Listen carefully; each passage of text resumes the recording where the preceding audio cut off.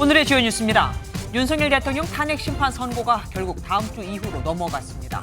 탄핵 찬반 주장은 더 격화돼 주말 양측 집회에 10만 명이 넘게 몰릴 것으로 보입니다. 최상목 대통령 권한대행이 명태균 특검법에 거부권을 행사했습니다. 대신 검찰을 향해 명운을 걸고 수사해달라고 당부했습니다. 더불어민주당이 국민의힘이 주장한 국민연금 소득 대체율 43% 안을 조건부로 수용하겠다고 밝혔습니다. 여야의 연금 개혁안 협의가 속도를 낼 것으로 보입니다. 어제 세종시에 있는 한 공원 풋살장에서 11살 초등학생이 머리를 다쳐 숨졌습니다. 경찰은 골대가 넘어져 사고가 난 것으로 보고 정확한 경위를 조사하고 있습니다.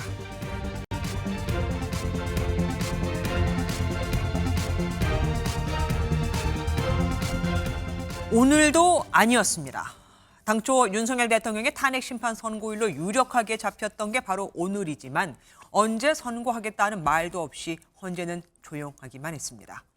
오늘 밤 늦게라도 언제 선고하겠다는 통지가 나온다면 사실 이르면 다음 주 월요일이라도 선고는 가능한데 다음 주 화요일에 법무장관의 탄핵 심판 변론이 잡혀 있는 만큼 다음 주 초는 힘들 듯하고 만약 재판관들이 세부 쟁점에서 의견차가 커서 그래서 시간이 걸리는 거라면 다음 주에도 선고가 나오지 못할 수 있습니다만 일단 전문가들은 다음 주 금요일에 선고가 나올 가능성을 높게 보고 있습니다.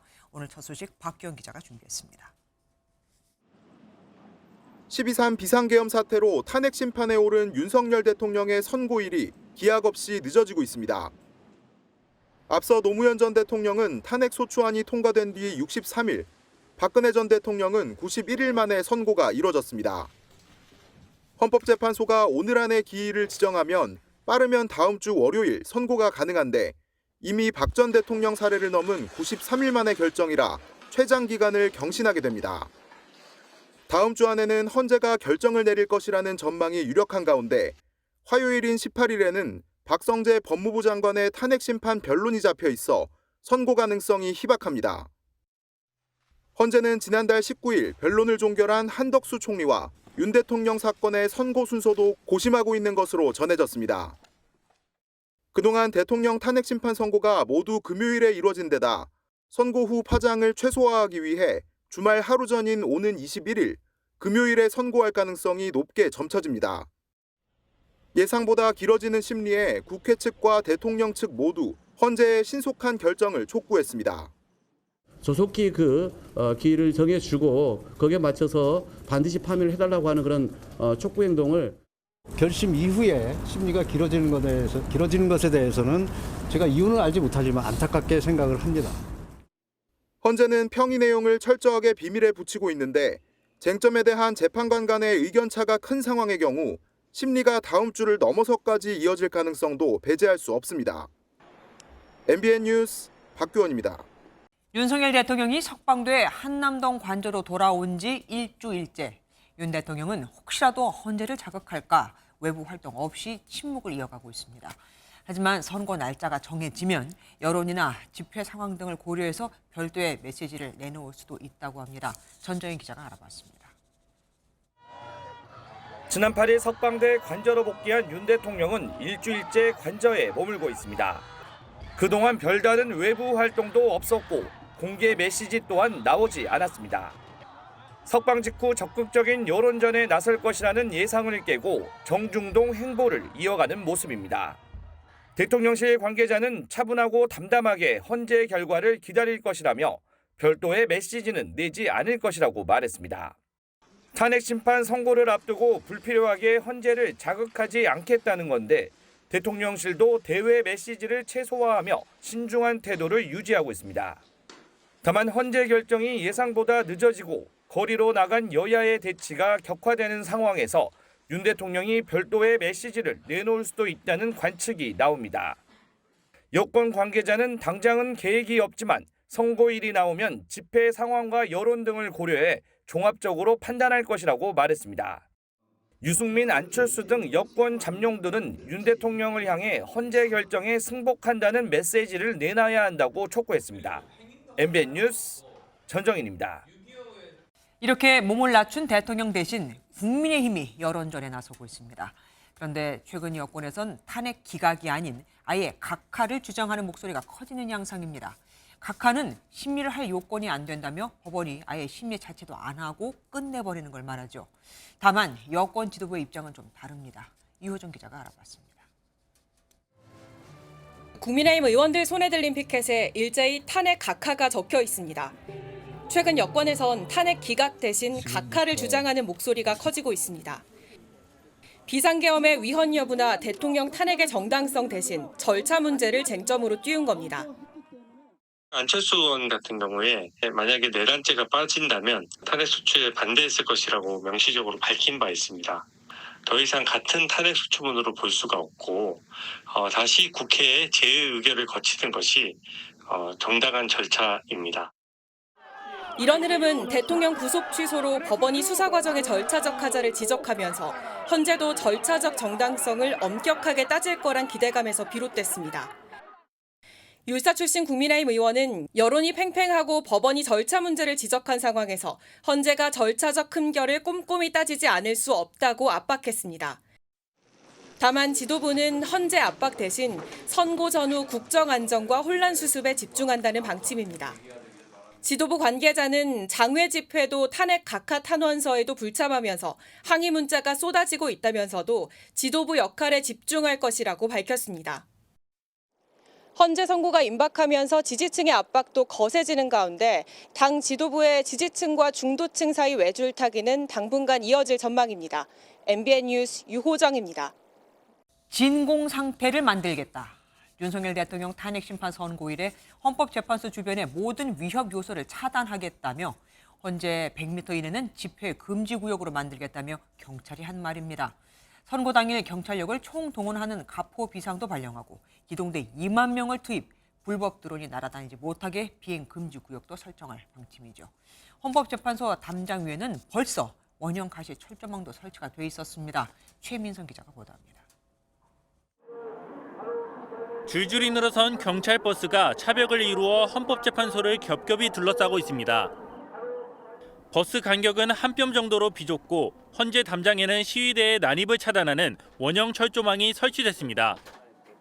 윤석열 대통령 탄핵 심판 선고가 임박한 가운데 경찰은 헌재 반경 100m 내에서 집회를 금지하는 진공 상태로 만들 계획입니다.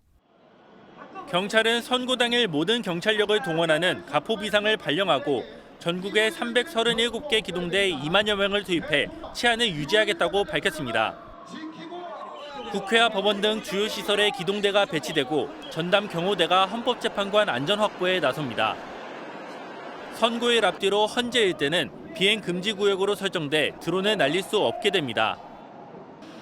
선고 전날 자정부터 선고일 사흘 뒤 낮 12시까지는 경찰 관서에 보관 중인 민간 소유 총기 8만 6천여 정의 출고도 금지됩니다.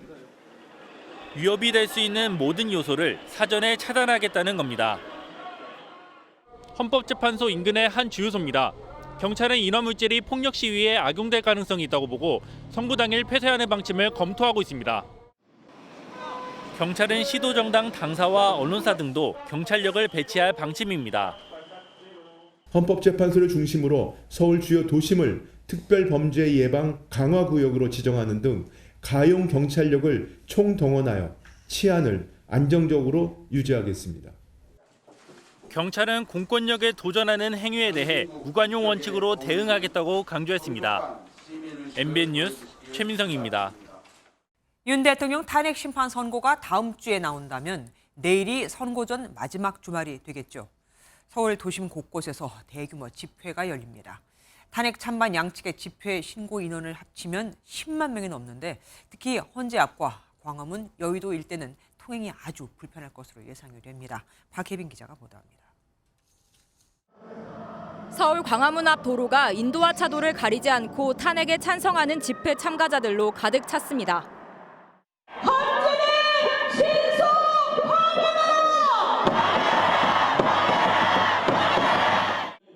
같은 시각 400여 미터 떨어진 광화문 광장 일대도 탄핵 반대 집회 참가자들이 왕복 10차선을 빼곡히 메웠습니다.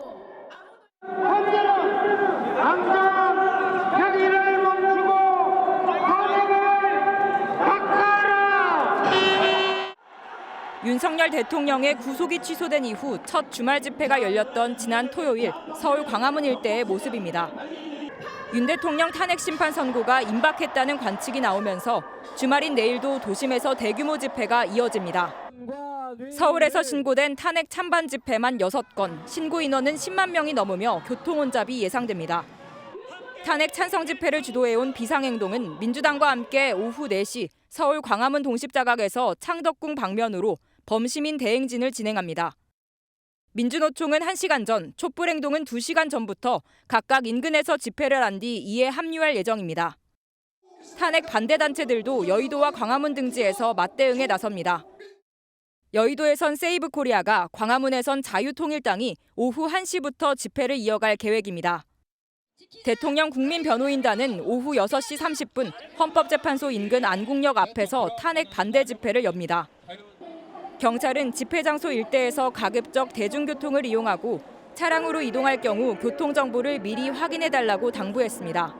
MBN 뉴스 박혜빈입니다. 대통령의 탄핵 심판 선고가 계속 늦어지면서 헌법재판소 주변은 요즘 탄핵 찬성 반대로 매일 시끄럽습니다. 인근 학교에 다니는 학생들은 수업을 못할 지경이고 상인들은 손님이 줄고 직장인들은 출퇴근이 고되입니다. 심동욱 기자가 어느 정도인지 현장 취재했습니다.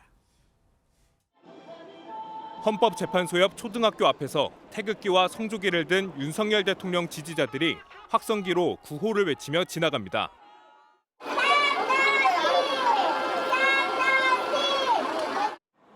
지지자 일부가 초등학교 정문 앞에 버젓이 돗자리를 깔고 앉는 모습도 보입니다. 윤 대통령 탄핵 심판 선고일이 정해지지 않으면서 집회 역시 장기화되고 있는데 학생과 학부모들의 불안감도 이만저만이 아닙니다. 소리도 들리고 오는 길에 많이 불편하고 다른 유치원생들이랑 저희 같은 1학년, 2학년들도 이런 언어를 배우고 그래서 더 안 좋은 것 같아요. 학교가 끝나 학생들이 돌아갈 시간인데요. 학교 주변에는 여전히 집회가 진행되는 데다 큰 소음까지 있어 귀갓길 안전마저 걱정되는 상황입니다. 선고 기일이 예상보다 늦어지면서 헌재 주변 상인들도 매출에 직격탄을 맞았습니다. 탄핵 찬반 집회로 인한 소음과 집회 참가자의 충돌을 막기 위한 경찰 차벽 설치로 통행이 제한되면서 손님이 크게 줄어든 탓인데 선고일에는 아예 장사를 접어야 할 상황입니다. 그러니까 3분의 2가 줄었다고 봐야죠. 하루하루가 다르게 지금 더 격화되고 있거든요. 그러니까 빨리 뭐라도 선고일이 잡혔으면 좋겠어요.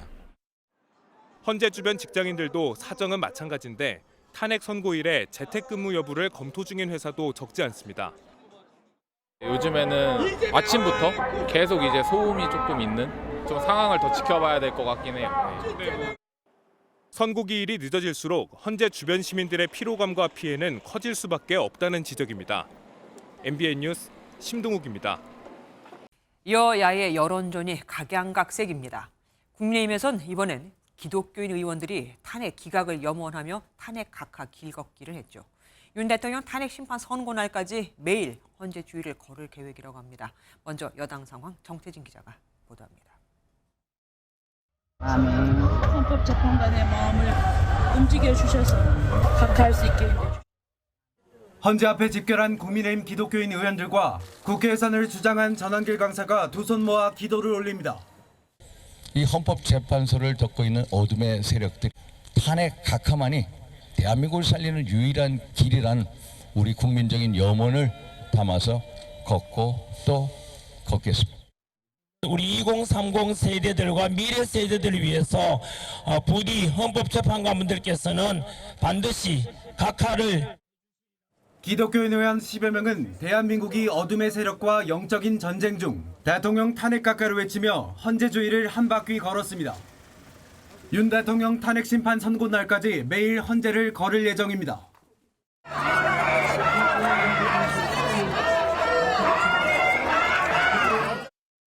국민의힘 의원 60여 명이 동참 의사를 밝힌 헌재 앞 24시간 릴레이 시위는 오늘도 이어졌습니다. 이재명 대표는 8.8패의 정략 줄탄핵 줄기각에 대해서 국민에게 사과해야 합니다. 헌법재판소는 실질적으로 국정 나비의 공범의 역할을 했습니다. 국민의힘 지도부는 당 차원의 장애투쟁에는 선을 긋고 있지만 의원들은 윤 대통령 탄핵 심판 선고까지 다양한 방식으로 헌재 압박의 총력을 이어간다는 계획입니다. MBN 뉴스 정태진입니다. 더불어민주당은 아예 지도부의 공개회의를 광화문 광장에서 열었습니다. 헌법재판소를 향해 윤석열 대통령의 즉시 파면을 촉구하는 동시에 헌재 판결을 수용해야 한다며 여당을 압박했죠. 신변의 위협을 받고 있는 이재명 민주당 대표는 참석하지 않았는데 내일 예정된 장외 집회에도 참석할지 아직 결정하지 못했다고 합니다. 정태훈 기자가 보도합니다. 민주당 지도부가 장외 투쟁의 일환으로 광화문에서 최고위원회의를 열었습니다. 헌법을 위반한 윤석열 대통령의 파면은 피할 수 없을 것이라며 헌법재판소의 빠른 선고를 거듭 촉구했습니다. 헌재는 국민의 간절한 요청에 답해 한국 사회 정상화의 시작을 열 즉각 선고를 결단해 주시기를 요청드립니다. 헌재를 압박하지 않겠다는 국민의힘 지도부의 설명과 달리 소속 의원들이 헌재 앞에 모여 시위를 하는 모습을 꼬집기도 했습니다. 말 따로, 행동 따로, 지도부 따로, 의원들 따로. 무슨 따로 국법입니까? 테러 위협으로 경찰에 경호를 요청한 이재명 대표는 당내 권유를 받아들여 광화문 회의에 불참하고 당이 참여하는 주말 탄핵 찬성 집회에도 참석하지 않기로 최종 결정했습니다. 비명계에서는 여론전의 사활을 거는 당 행보에 대한 비판도 나왔습니다. 김두관 전 의원은 대한민국 제1정당이 거리 투쟁에 앞장서는 것은 국민들에게 불안감을 준다며 이 대표의 거리 정치를 제지해달라고 공개 요청했습니다. MBN 뉴스 정태웅입니다. 헌재의 탄핵 심판이 결국 이번 주를 넘기면서 여야는 셈법을 고심하고 있습니다. 국회팀 이교욱 기자와 좀 더 알아보겠습니다. 어서 오십시오. 이 기자, 먼저 정치권에서는 탄핵 선고 일자 언제로 좀 예상을 하던가요? 네, 먼저 민주당은 당초 이번 주, 그러니까 오늘을 탄핵 심판이 유력하게 좀 나올 거다 이렇게 예상하는 분위기가 강했습니다. 하지만 네. 결국 예상이 빗나갔고요. 이제는 선고 시점을 예상하는 게 의미 없다고 설명했습니다.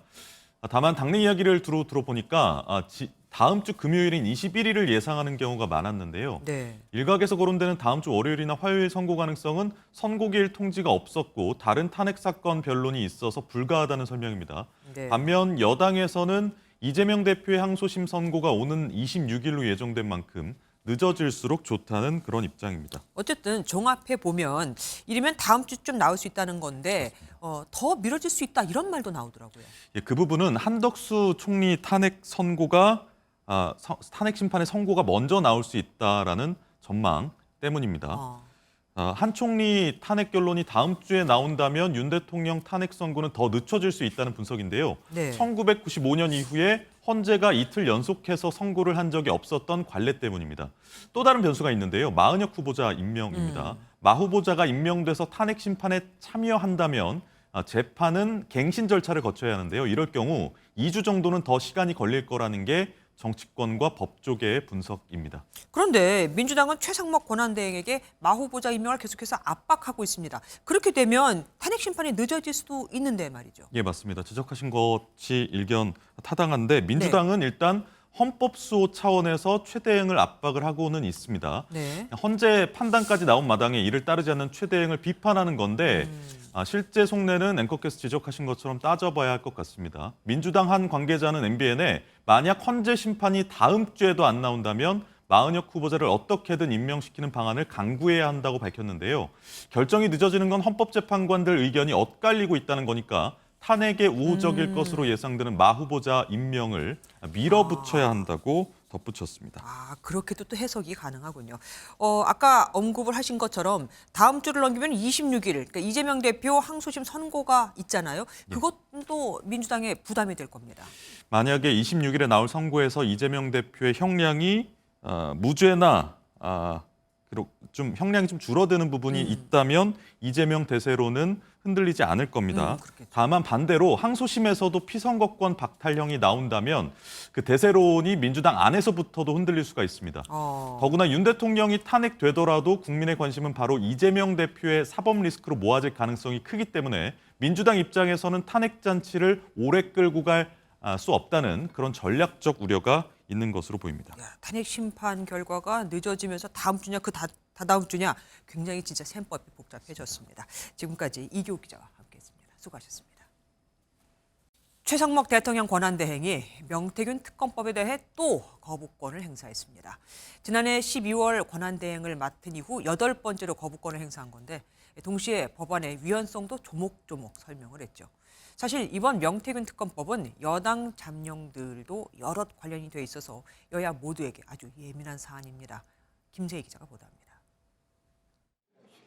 최상목 대통령 권한대행이 임시 국무회의를 열어 명태균 특검법의 제2요구권을 행사했습니다. 지난달 27일 국회에서 법안이 통과한 지 16일 만입니다. 지금까지 국민들께 말씀드린 것처럼 명태균 특검법안은 그 위헌성이 상당하고 형사법 체계의 근간을 훼손할 수 있습니다. 특검법에 대한 높은 찬성 여론을 의식한 듯 최 대행은 거부권을 행사한 이유를 자세히 설명했습니다. 최 대행은 명태균 특검법이 수사 대상과 범위가 불명확하고 방대해 헌법상 명확성의 원칙과 비례의 원칙 훼손이 우려된다고 말했습니다. 최 대행은 이례적으로 검찰이 수사에 대한 국민들의 우려를 엄중히 받아들여야 한다며 명운이란 단어까지 써가며 공정한 수사를 촉구했습니다. 수사에 검찰의 명운을 걸고 어떠한 성역도 없이 관련 의혹들을 신속하고 공정하게 수사하여 실체적 진실을 명확히 밝혀주시기 바랍니다. 정부 관계자는 지난 11일 열린 간담회에서 국무위원 전원이 명태균 특검법에 반대했다고 덧붙였습니다. MBN 뉴스 김세희입니다. 오늘 법무부는 명태균 특검법에 문제가 있다며 5가지 이유를 들었습니다. 수사 대상이 너무 광범위해서 무분별한 별건 수사가 가능하고 특별검사에 대한 대통령의 임명권을 침해하는 내용이 담겼다면서 위헌적인 법안이라고 한 겁니다. 특검법의 원칙에도 어긋난다는 명태균 특검법에는 대체 어떤 내용이 담겼길래 그런 건지 최희지 기자가 분석해드리겠습니다. 법무부가 명태균 특검법을 받아들일 수 없다면서 가장 강조한 내용은 특검법이 담고 있는 방대한 수사 범위입니다. 특검법에 따르면 최근 치른 선거와 관련한 의혹 모두가 수사 대상에 포함됩니다. 2021년도부터 지금까지 진행된 10번의 선거가 모두 수사 대상에 포함될 수 있어 과잉 수사로 이어질 수 있다는 지적입니다. 이렇듯 수사 범위가 무제한적으로 확대될 가능성이 있어 과잉 수사와 그에 따른 인권 침해 가능성이 크다고 할 수 있습니다. 진행 중인 재판의 공소유지 권한이 특검법에 포함돼 보충 예외적 성격인 특검 제도의 취지에도 배치된다고 덧붙였습니다. 특검 수사 기간 동안 공소시효까지 정지되도록 한 규정은 법적 안정성을 침해할 수 있다는 겁니다. 특별검사를 3일 이내에 임명하지 않으면 후보 중 연장자를 임명한 것으로 간주한다는 규정도 대통령의 임명권을 침해하고 권력 분립 원칙에도 위배된다고 밝혔습니다. 법무부는 이미 핵심 피의자인 명 씨와 김영선 전 국회의원 등이 구속 기소돼 검찰 수사가 진행 중인 점을 들어 특검 요건에 해당하지 않다고 주장했습니다. 명태균 의혹을 수사하는 검찰은 지금까지 전현직 국회의원 등 100여 명을 조사하고 60여 곳을 압수수색했습니다. MBN 뉴스 최희지입니다. 더불어민주당은 명태균 특검법에 거부권을 행사한 최상목 권한대행을 향해 내란 공범이라고 비판했습니다. 역풍을 우려해 그간 섣불리 말을 꺼내지 못했던 최 대행 탄핵 논의에도 다시 불을 지피는 모양새입니다. 표선우 기자가 보도합니다. 민주당은 최상목 대통령 권한대행을 향해 내란 공범을 인정한 것이라며 격앙된 반응을 내놨습니다. 대권 도전을 의식해 명태균 특검에 거부권을 행사한 것이 아니냐는 의심도 제기했습니다. 극우 세력의 지지를 얻어 대권 주자로 나서는 헛된 꿈을 꾸고 계신 것 아닙니까? 하루빨리 헛된 꿈과 허몽에서 깨어나시길 권합니다. 줄탄핵 역풍을 우려해 주저하던 탄핵 논의의 불씨도 다시 살리는 모습입니다. 탄핵 사유가 차고 넘친다며 당 차원에서 탄핵을 추진해야 한다는 목소리도 나왔습니다.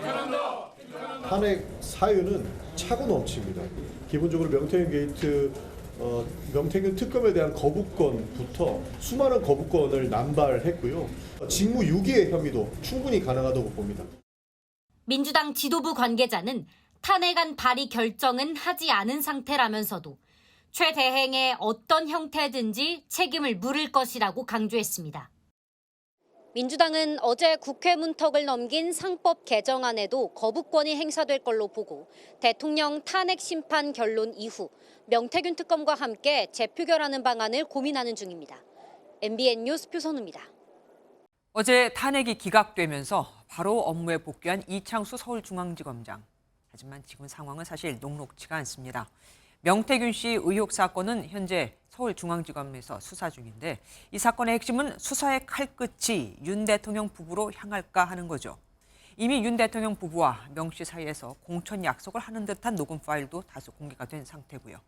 앞서 이 지검장이 김 여사 명품백 수수와 도이치모터스 주가 조작 의혹 수사에서 제대로 수사를 안 했다는 지적을 받았던 만큼 더 정치권과 여론의 관심이 쏟아지고 있습니다. 현주 기자가 보도합니다. 탄핵 소추됐던 이창수 서울중앙지검장이 자리를 비운 사이 명태균 씨의 국민의힘 공천 개입 의혹 사건은 창원에서 서울중앙지검으로 이송됐습니다. 98일 만에 업무 복귀한 이 지검장은 명 씨 사건을 책임 있게 처리하겠다고 밝혔습니다. 모든 최종 결정은 검사장이 제가 책임진다는 자세로 성실하게 필요한 일을 하도록 하겠습니다. 이제 관심은 이 지검장 복귀 후 수사가 얼마나 속도를 낼지, 수사의 칼끝이 윤석열 대통령 부부를 향할지에 쏠립니다. 사건 이송 뒤 검찰은 교도소에 수용된 명 씨를 창원지검으로 5차례 불러 출장 조사하는 등 수사의 속도를 내고 있습니다. 특히 명 씨가 공천 개입 대가로 정치인들에게 조작된 여론조사 결과를 제공했다는 의혹을 받고 있는 만큼 검찰은 여론조사 과정 전반을 살펴보고 있는 걸로 알려졌습니다. 윤 대통령 부부와 명 씨가 김영선 전 의원의 공천 문제를 두고 대화한 내용이 공개되는 등 최근 윤 대통령 부부의 공천 개입 정황은 계속해서 드러나고 있습니다. 앞서 김 여사의 명품백 수수 의혹과 주가 조작 의혹 사건에서는 총장 패싱과 출장 조사 등으로 검찰 수사가 논란을 빚었습니다. 일각에선 검찰이 윤 대통령 탄핵 심판 결과가 나온 이후 김 여사에 대한 소환 조사에 들어갈 것이란 전망이 나오고 있습니다. MBN 뉴스 현주호입니다.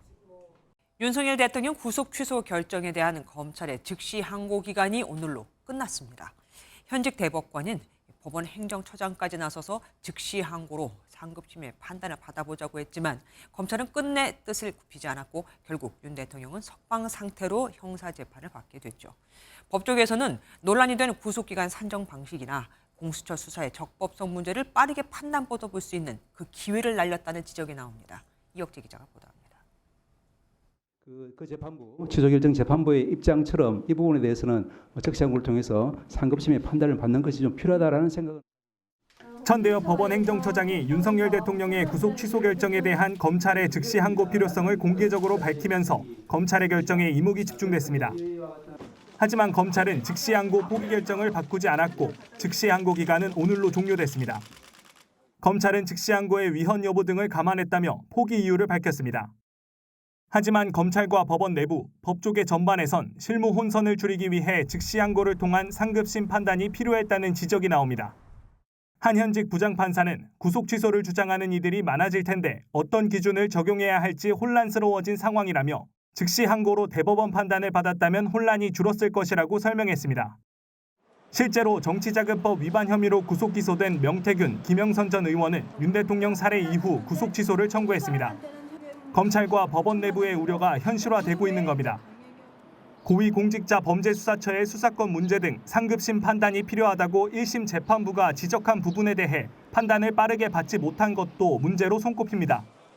법조계 안팎에선 대법원 확정 판결 전까지 재판 과정에서 내란죄 수사권 문제가 언제든 변수로 작용할 수 있다는 지적도 제기되고 있습니다. MBN 뉴스 이혁재입니다. 무리 속에서 배타당하는 게 좀 힘듭니다. 탄핵이 기각되면 죽을 때까지 단식 투쟁을 하겠다고 했던 김상욱 국민의힘 의원 얘기입니다.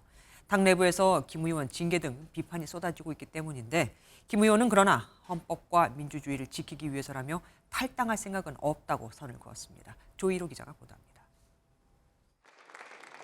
대통령 탄핵 표결에 찬성표를 던지고 1인 시위까지 하며 당론과 엇박자를 보였던 김상욱 의원이 징계 위기에 놓였습니다. 이번엔 김 의원이 라디오에서 한 발언이 논란을 일으켰습니다. 만에 하나라도 탄핵 기각이 된다면 저는 국회에서 죽을 때까지 단식 투쟁 들어갈 겁니다. 그 정도의 결연한 마음도 저도 있습니다. 당내에선 즉각 비판이 쏟아졌습니다.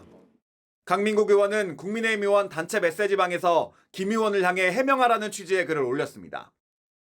당 차원의 결단을 요구하고 징계해야 한다는 목소리도 나왔습니다. 국민의힘 한 중진 의원도 한두 번도 아니고 이 정도면 너무한 거 아니냐며 당에서 조치를 해야 한다는 입장을 냈다고 밝혔습니다. 지도부는 당원 당규상 윤리위와 당 지도부는 독립돼 있다며 원론적인 입장을 내놨습니다. 윤리위원회 독자적인 판단에 따라서 징계 개시나 이런 것이 결정되리라고 보고 있습니다. 이와 관련해 김 의원은 MBN에 헌법과 민주주의 수호를 위한 일이라며 탈당하게 되면 당내 소신 발언은 더 어려워질 것이므로 탈당할 생각은 없다고 선을 그었습니다. MBN 뉴스 조희로입니다. 먹거리 물가가 가파르게 오르는 가운데 맥도날드가 10개월 만에 또 햄버거 값을 인상합니다. 라면과 과자 가격도 오를 예정이라 국정 공백 속에서 눈치 볼 사람도 없고 때는 이때다 하고 본 건지 식품 기업들이 잇따라 가격을 올리고 있습니다. 정혜린 기자가 보도합니다. 맥도날드를 대표하는 메뉴 빅맥. 오는 20일부터 세트로 먹으려면 7,400원을 내야 합니다. 2,000원대에 먹을 수 있던 치즈버거도 3,000원으로 오릅니다. 맥도날드는 20개 제품을 평균 2.3% 인상하는데 지난해 5월 약 2.8%를 올린 지 채 1년이 되지 않았습니다. 맥도날드 측은 환율 문제로 수입 원재료 값이 인상됐다며 인상폭을 줄이려 노력했다는 입장입니다. 하지만 소비자들은 아쉽기만 합니다. 학생이다 보니까 그런 식으로 이제 가격이 오르다 보면 그리고 이제 자주 먹는 입장에서 보면 식비가 많이 부담되긴 하죠. 탄핵 정국 속에서 가격 인상을 저울질하던 식품 기업들이 본격적으로 이 대열에 합류하고 있습니다. 이제 신라면을 사려면 1,000원짜리 지폐를 내야 하고 만두나 스팸 등 가공식품들도 최고 10% 가까이 줄줄이 올랐습니다. 라면이나 과자 같은 거는 되게 손쉽게 접할 수 있는 건데 그것부터 가격이 막 올라간다고 하면은 솔직히 체감하기 좀 무서운 것 같아요. 정부가 물가 감시를 하고 관리를 하는 그러한 장악력이 이렇게 느슨해진 틈을 타서 이 외식업체라든가 그다음에 식품 회사들이 가격을 슬금슬금 올리고 있는데요. 업계는 고환율, 원재료값 상승 등 가격 조정 요인이 많다는 입장이어서 당분간 인상 도미노는 이어질 전망입니다. MBN 뉴스 정혜린입니다. 꼬이고 꼬인 의정 갈등이 더 꼬여버렸습니다. 대한의사협회가 의대 정원을 동결하겠다는 일주일 전 정부 발표를 말장난이라고 깎아내리면서 또다시 선전포고를 했거든요. 의사협회가 이렇게 격하게 반응하면서 복학을 고려하던 의대생들이 위축될 수 있다는 우려가 또 나옵니다. 한범수 기자입니다. 내년도 의대 신입생 수를 의대 증원전과 같은 3,058명으로 동결하겠다는 발표가 나온 지 일주일. 대한의사협회는 그동안 불편한 기색을 내비쳐온 데 이어 오늘 브리핑에선 정부 방침을 수용하지 않겠다고 선을 그었습니다. 의사협회는 지난번 동결 발표에서 정부가 말장난을 했다고 쏘아붙였습니다. 의대 정원을 조정하지 않은 채 의대 모집 인원만 바꿔놓고서 마치 의료계의 정원 감축 요구를 받아들인 것처럼 말했다는 겁니다. 가장 큰 문제는 신뢰의 문제입니다. 정부의 대승적 결단과 진솔한 사과가 있어야 합니다. 휴학한 의대생들이 내년도 신입생 수 동결을 명분으로 복학을 선택하기는 더 어려워진 것으로 보입니다. 상하구조가 견고한 의사사회의 특성상 정부 발표의 회의적인 기성 의사들과 다른 견해를 드러내기는 쉽지 않기 때문입니다. 이를 의식한 듯 정부는 경고성 발언으로 맞받았습니다. 일부에서 의대생 복귀를 방해하는 행위가 일어나고 있다는 보도가 나오고 있습니다. 엄정하게 조치할 계획입니다. 정부는 오늘 중대본 회의에서 중증 외상 수련센터의 예산 지원을 확대하는 등 의료계도 만족할 만한 정책도 제시했지만 비급여, 실손보험 개편 등을 강행하겠다는 의지도 드러냈습니다. 이에 의정 갈등의 전선이 의대 정원을 넘어 확대될 것이란 우려도 나오고 있습니다. MBN 뉴스 한범수입니다. 국민연금 개혁을 놓고 길고 긴 신경전을 이어온 여야. 그런데 합의 가능성이 높아졌습니다. 더불어민주당이 국민의힘에서 제시한 국민연금 소득 대체율, 그러니까 나중에 받게 되는 돈 43%를 수용하겠다고 했거든요. 이재명 대표의 지시에 따른 것으로 조기 대선을 염두한 것이라는 해석도 나옵니다. 장가희 기자가 먼저 보도합니다. 국민의힘이 주장해온 소득 대체율안을 민주당이 전격 수용하겠다고 밝혔습니다. 앞서 여야는 내는 돈인 보험료율을 9%에서 13%로 올리는 데는 뜻을 모았지만 받는 돈인 소득 대체율을 놓고 긴 신경전을 벌여왔습니다.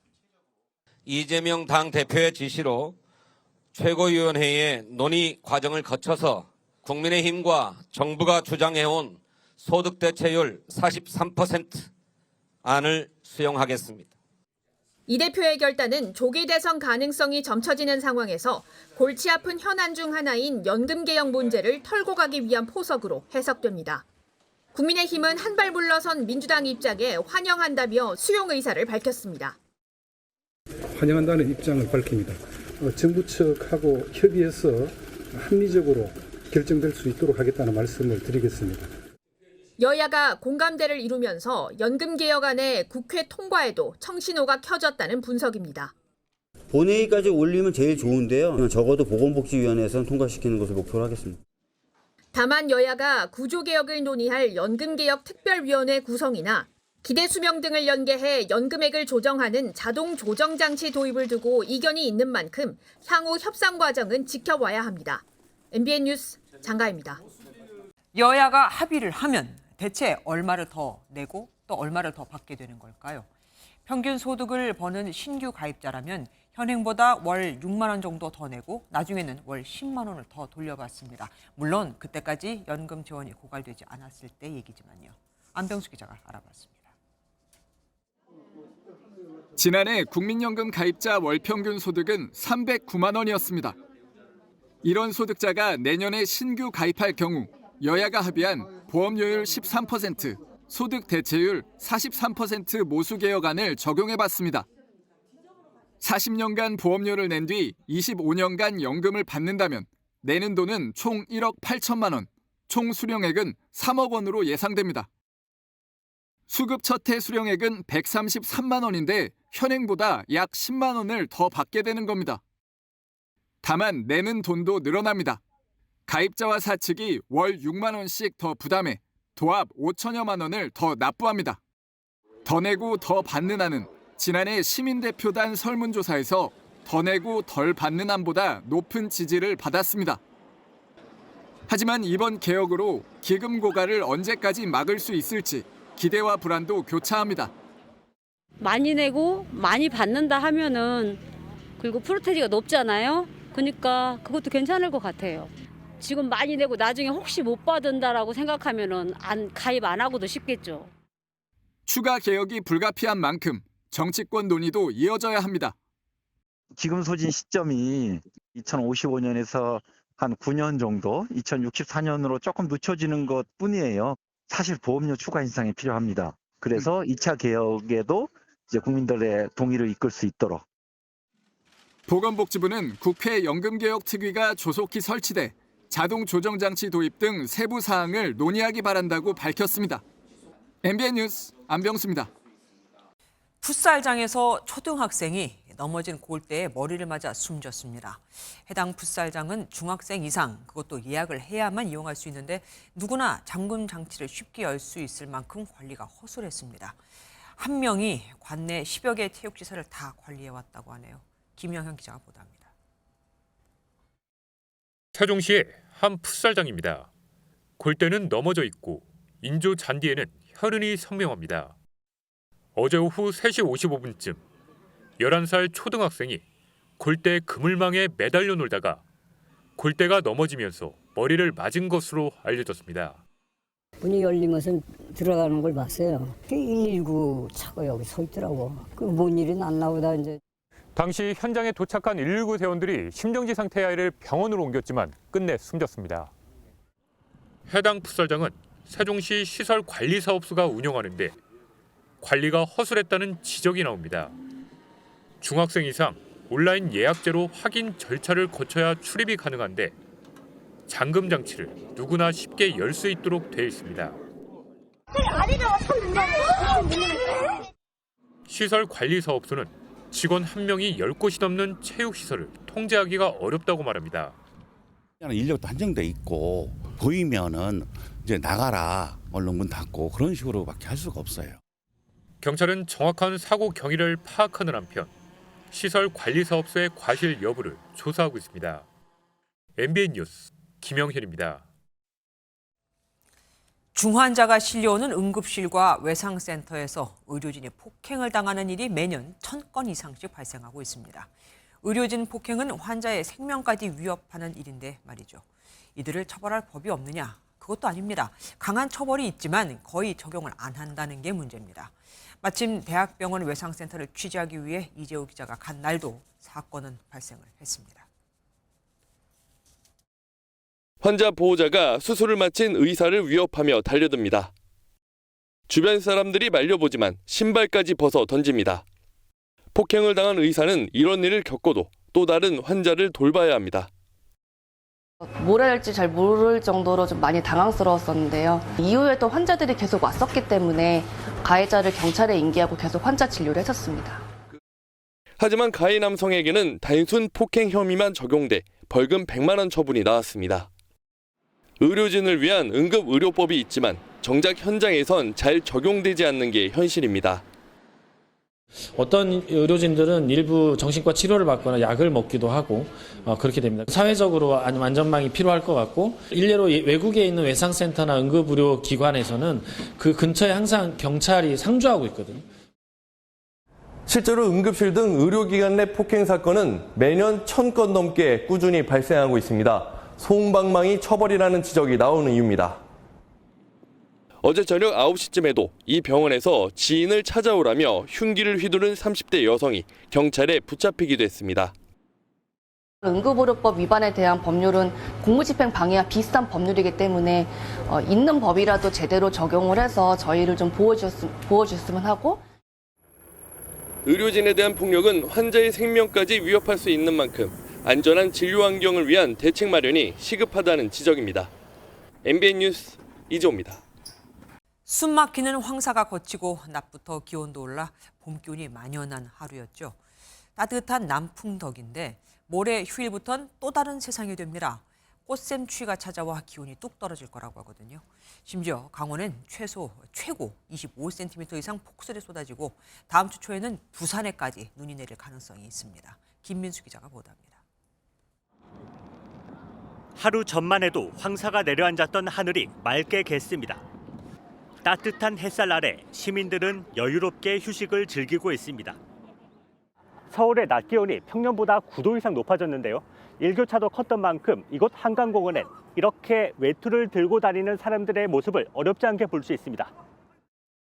아침에는 그래도 기온차가 차이가 나니까 패딩을 입었는데 나오니까 더워서.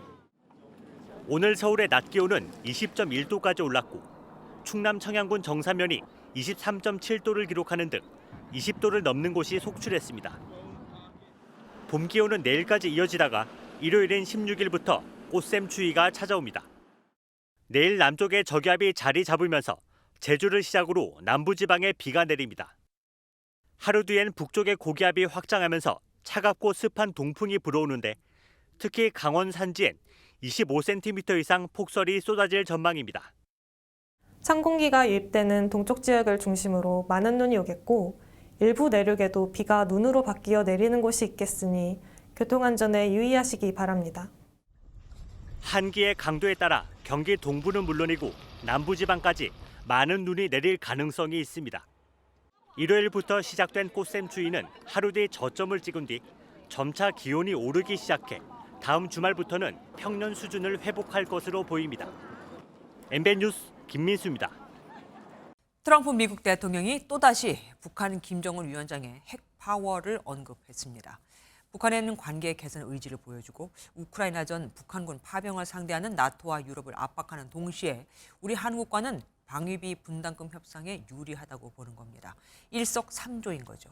여기에 자신이 8년 전에 당선되지 않았다면 북한과 핵전쟁에 불가피했을 것이라고 자화자찬도 잊지 않았습니다.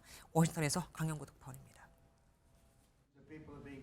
트럼프 대통령이 마르크 루이터 나토 사무총장과의 회담에서 북한 김정은 위원장을 핵 파워를 가진 인물로 지칭하며 핵 보유국들과 나란히 언급했습니다. We'll see what happens, but certainly he's a nuclear power. Okay? Kim Jong-un has a lot of nuclear weapons, by the way, a lot. And others do also. You have India, you have Pakistan, you have others that have them. 앞서 백악관은 북한의 완전한 비핵화가 목표라고 밝혔지만 이번 트럼프 대통령의 발언은 핵 군축 협상에 무게를 실었습니다. 또 트럼프 대통령은 김정은 위원장과의 관계를 통해 핵전쟁을 막았다고 평가하면서 한반도 긴장 완화에 기여했다고 강조했습니다. If I wasn't elected, if Hillary got in, you would have had a nuclear war with North Korea. He expected it. He expected it. And they said, oh, thousands of people. No, millions of people would have been killed. 북미 정상회담 당시 김정은 위원장이 매우 거친 언어를 사용했지만 현재까지 좋은 관계를 유지했다는 점을 강조하며 집권 일기 때와 같은 정상 외교 의지를 내비쳤습니다. 따라서 우크라이나 전쟁이 종식되면 한반도로 눈을 돌려 본격적으로 북한과 협상을 모색할 것으로 보입니다. 이 과정에서 한반도 안보 문제를 지렛대로 주한미군 방위비 분담금 인상 압박은 한층 거세질 전망입니다. 트럼프 대통령 행보에 따라 한반도 정세는 요동칠 전망입니다. 워싱턴에서 MBN 뉴스 강영구입니다. 우여곡절 끝에 30일 휴전안이 도출됐지만 정작 휴전 당사자인 러시아는 계속해서 휴전안에 합의하지 않고 있죠. 대신 푸틴 대통령이 트럼프 대통령에게 전화를 할 수도 있다고 밝혔습니다. 시간 끌기 작전인데 이 제안을 트럼프 대통령은 또 받아들였습니다. 김문영 기자가 보도합니다. 30일 휴전안이 도출되자 러시아 쿠르스크 지역을 우크라이나군의 침공 이후 처음 찾아 지휘에 나선 푸틴 러시아 대통령이 트럼프 미국 대통령과 직접 협상할 의사를 내비쳤습니다. 푸틴 대통령은 원칙적으로는 휴전을 지지하지만 휴전안에 대해서는 추가 논의가 필요하다며 트럼프 대통령과 전화 통화를 할 수도 있다고 밝혔습니다. 미국의 군사 지원이 끊긴 틈을 타 쿠르스크의 일부를 러시아가 탈환해 기존과 상황이 달라진 것 때문이라는 분석입니다. Ситуация полностью под нашим контролем, и группировка, которая вторглась на нашу территорию, находится. 젤렌스키 우크라이나 대통령은 교묘한 지연 전략이라 비난했습니다. Він фактично готує відмову станом на зараз. Путін, звісно, боїться сказати прямо президенту Трампу, що хоче продовжувати цю війну. 시간 끌기로 도리어 공을 넘겨받은 트럼프 미국 대통령은 정상 간 대화 가능성을 시사했습니다. No, he put out a very promising statement, but it wasn't complete. And yeah, I'd love to meet with him or talk to him. 미국 정보당국은 푸틴이 전쟁을 끝내려는 의지가 없고 우크라이나를 지배하겠다는 목표를 고수하고 있다고 평가한 것으로 외신은 보도했습니다. 미국 백악관의 스티브 위트코프 중동 특사가 푸틴 대통령을 만난 가운데 해법을 도출할 수 있을지 세계의 이목이 집중되고 있습니다. MBN 뉴스 김문영입니다. 양안 갈등이 또 심상치 않습니다. 대만이 중국을 향해 해외 적대 세력이라고 공격하자 중국이 레드라인을 넘으면 단호한 조치를 취할 것이라고 맞받아쳤거든요. 이렇게 서로 험악한 말을 주고받는 데에는 그럴 만한 이유가 있습니다. 베이징에서 김한준 특파원이 보도합니다. 국가안보 고위급 회의를 마치고 기자들 앞에 선 라이칭더 대만 총통. 강경 발언을 쏟아냈습니다. 중국이 대만 군대에 침투하고 있다며 중국을 해외 적대 세력이라고 규정한 겁니다. 削弱敌我意识，并意图架空政府公权力，塑造中国已经在台湾治理的假象。 라이 총통의 발언은 중국의 반분열 국가법 제정 20주년 기념식을 하루 앞두고 이뤄졌습니다. 지난 2005년 제정된 이 법은 대만이 중국의 일부이며 독립을 추진할 경우 군사적 행동에 나설 수 있음을 명시하고 있는데 이 법에 대한 반감을 공개적으로 드러냈다는 분석입니다. 중국은 즉각 반발했습니다. 어젯밤 성명을 통해 대만은 양안 평화의 파괴자라며 레드라인을 넘을 경우 단호한 조치를 취할 것이라고 경고하더니 오늘은 중국 서열삼이 자오로지 전국인민대표대회 상무위원장이 반분열 국가법의 정당성을 강조했습니다. 对抗之猖狂，再度证明其人是不折不扣的两岸和平破坏者和台海危机制造者。 중국 여론도 들끓었습니다. 중국 최대 SNS인 웨이보와 더우인 등에서 대만은 중국의 지방정부라는 뜻인 중국 대만성이라는 단어가 검색어 최상단을 하루 종일 점령했습니다. 베이징에서 MBN 뉴스 김한준입니다. 최근 비행기 사고가 끊이지 않고 있는 미국에서 또 항공기 사고가 발생했습니다. 이미 이륙한 여객기에서 엔진에 문제가 생겨 비상 착륙했는데 착륙을 하자마자 엔진에서 불이 난 겁니다. 승객 일부는 비행기 날개 위로 대피를 해야 했습니다. 한여희 기자가 보도합니다. 여객기가 연기에 휩싸이고 날개 위로 사람들이 위태롭게 서서 구조를 기다립니다. What happened? It's on fire. 비상 슬라이드를 타고 빠져나온 승객들은 뿌연 연기 속에서 활주로를 날려 다급하게 도망칩니다. 미국 덴버 국제공항에서 착륙한 여객기에서 화재가 발생해 172명의 승객과 승무원 6명이 탈출했습니다. 미국 콜로라도 스프링스 공항을 출발해 텍사스로 갈 예정이었던 이 여객기는 상공에서 엔진에 문제가 발생해 경로를 변경했습니다. 이후 인근 공항에 비상 착륙해 게이트로 이동하던 중에 갑자기 화재가 발생했습니다. 슬라이드로 탈출하지 못한 승객들은 날개 위로 올라가 구조를 기다리는 아슬아슬한 모습도 보였습니다. 추가 폭발이 이어지지 않고 승객들이 무사히 탈출해 인명피해는 발생하지 않았습니다. 최근 들어 이 같은 비행기 사고가 미국 내에서 빈번하게 발생하고 있습니다. 지난 1월엔 육군 헬기와 여객기가 충돌해 67명이 사망했고 불과 나흘 전에도 5명이 탄 경비행기가 추락했습니다. 비행기 사고의 유형도 다양해 항공업계의 긴장감이 높아지고 있습니다. MBN 뉴스 한여입니다. 웜뱃을 아십니까? 코알라의 친척이자 호주의 보호종인데 귀여운 외모와 온순한 성격으로 호주에서 많은 사랑을 받고 있죠. 그런데 한 인플루언서가 새끼 웜뱃을 어미로부터 빼앗는 영상을 올려 여론의 문매를 맞고 있습니다. 호주 정부까지 대응에 나섰을 정도입니다. 이상엽 기자가 보도합니다. 한 여성이 어미와 함께 있는 새끼 웜뱃을 들어올린 뒤 빼앗아 가자 어미가 놀라 달아납니다. Look at the mother. It's like, oh, chasing after her. 여성이 새끼를 잡았다며 카메라 앞에서 자랑하는 동안 새끼 웜뱃은 불안한 듯 소리를 지릅니다. 어미가 두려워 떠날 기색을 보이자 여성은 그제야 새끼를 어미에게 돌려줍니다. 이 여성은 미국의 인플루언서 샘 존스로 SNS에 영상을 올리고 나서 연약한 새끼 웜뱃을 어미로부터 빼앗았다며 여론의 문매를 맞았습니다. 웜뱃은 온순한 성격을 지닌 호주의 보호종이지만 두려운 상황에서는 새끼를 버리고 도망가는 습성이 있습니다. Normally wombats, when they get separated from their babies and they get scared, they would bolt. So if mum ran away, this woman would have had this baby running around and they would have been separated. 존스를 호주에서 추방하자는 온라인 청원에 3만 명이 넘게 서명했고 호주 정부도 대응에 나섰습니다. Take a baby crocodile from its mother and see how you go there. Take another animal that can actually fight back rather than stealing a baby wombat from its mother. See how you go there. 호주 정부는 존스가 비자 규정을 위반했는지 살피고 다음 입국 때 들어오기 어려울 정도로 철저하게 입국 심사를 하겠다고 밝혔습니다. MBN 뉴스 이상엽입니다.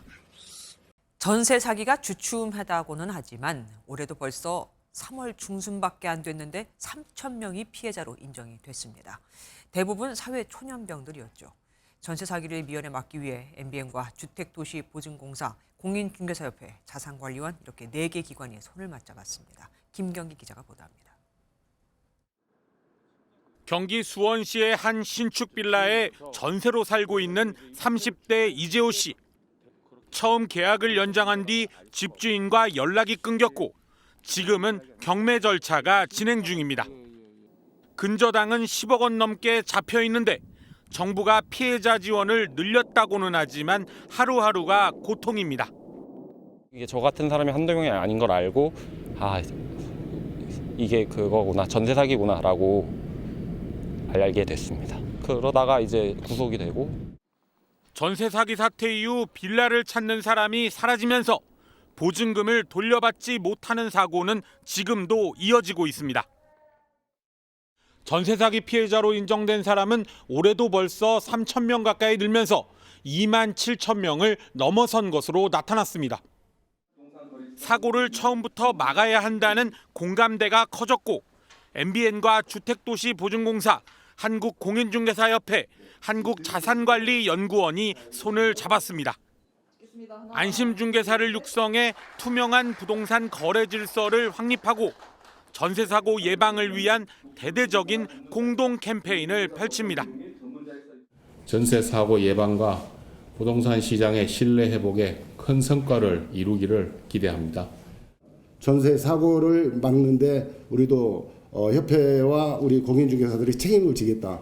이런 부분을 약속을 드리면서 4개 단체는 또 현행 전세 제도에 사고를 키우는 부분이 있는지도 살펴보고 개선 작업에도 나섭니다.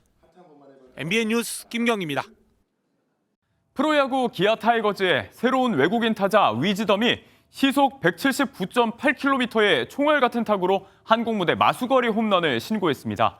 이 위즈덤을 한국에 데려온 심지학 단장, 선글라스까지 벗고 홈런을 지켜보더니 타구 스피드 봤냐며 놀란 표정을 감추지 못하네요. 오늘의 장면입니다.